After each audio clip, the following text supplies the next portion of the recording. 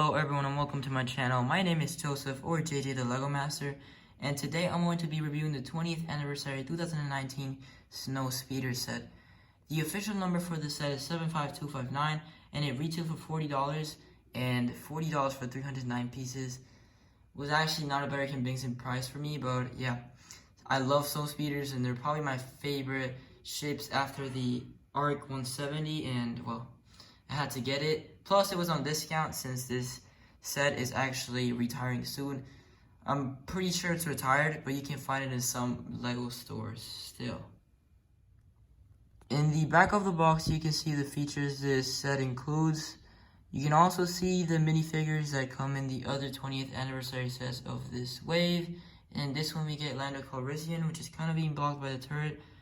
And it's just right behind the Snowspeeder, but that's fine because I'll give you guys a better look of the minifig later on. Also, you get the 1999 original mention in the right corner of the box.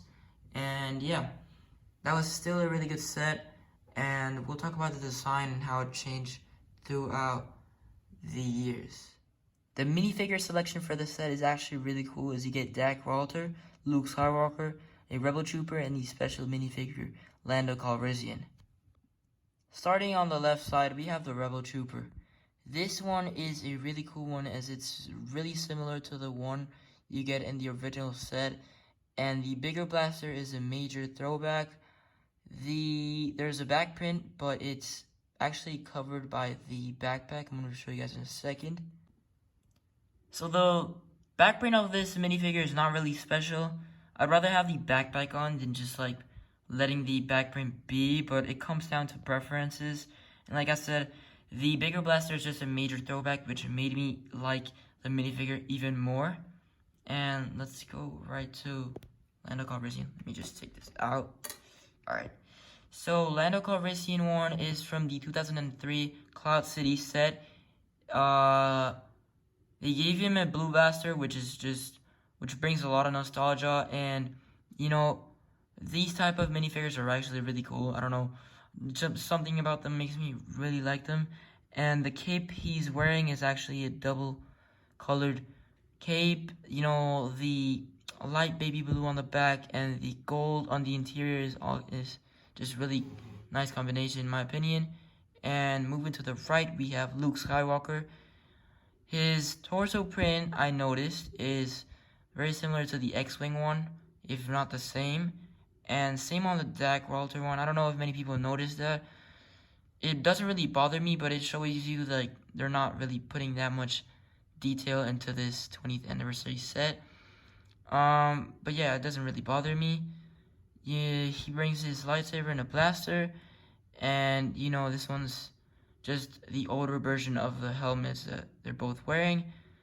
Luke Skywalker has the red markings from the Rebels on its sides.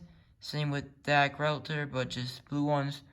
And yeah, there's not really much to say about Dak Walter. I mean, he's a really cool minifigure, just literally the same print, just with the helmet being a little bit different. I don't know if that's a helmet or no, that's not the helmet. That's the sorry about that.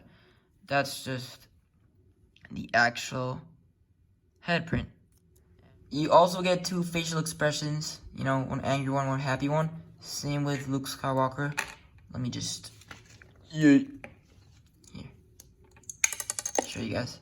You know, this one's not really angry. He's just like smirking, and then he's just smiling here. Yep. These are cool minifigs. I feel like they could have added more detail by changing the torso prints, but I mean, it is what it is. And just like, yeah. Moving on to the turret, you know, I like this design overall, but if you ask me, it's kind of small compared to the, small, but compared to the OG one, it is bulkier and bigger. And the rotation is really good, to be honest. You know, obviously there's a little bit of friction, but that's good that it easily moves. You can also like put your minifigure right there as if he was mounting onto the turret. But you also got a control panel right there with no printing, which is kind of confusing. But one thing that stood out for me was the stud shooter. I don't know if it fits there, you know. Like, I don't like it personally. People, I don't know if you like like people like stud shooters, you could actually take it off and put one of those cheese block pieces and it will still look great. But yeah, it's overall a good design. I like it. The stud shooters are what just kills it for me, but yeah, it's fine, you know. It's not bad. It's pretty good, to be honest. Moving on to the Snowspeeder. I love Snowspeeders, don't get me wrong, but this design is just really similar to the older designs. I don't feel like they really changed anything on this design, you know. I brought the Snowspeeder so you guys can check it out for yourselves. Yeah, just put it right here. You know, turrets are looking pretty similar to me.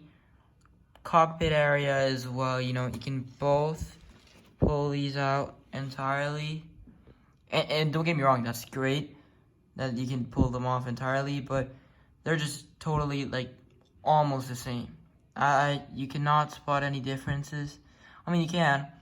Not many notable ones, you know.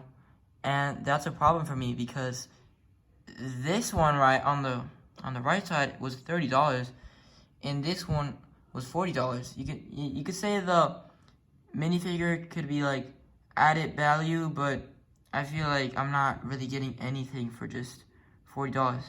You also get a turret or just like a, I don't know, like a pole from this one, and well, it's probably like the same, you know.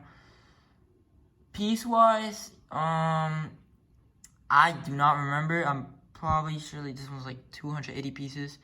This one is 309. So, you know, I'm kind of still iffy on that, but yeah. So like I said, the cockpit area is just great. You know, you can easily slide in these minifigs, and you have a little space right here to put weapons.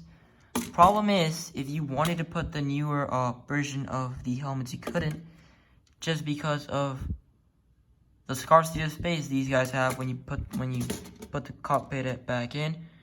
And that's why I would say to just make a new design of the Snowspeeder as a whole, which they haven't done, but hopefully they do it next time.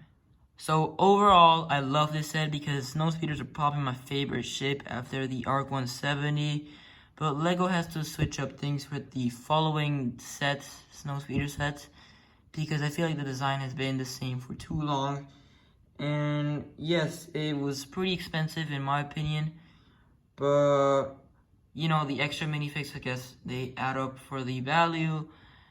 And yeah, it's just a great set. Probably, I wouldn't say my favorite out of this wave, but it's kind of top tier, you know, top quality. But yeah, see you guys in the next one, and peace.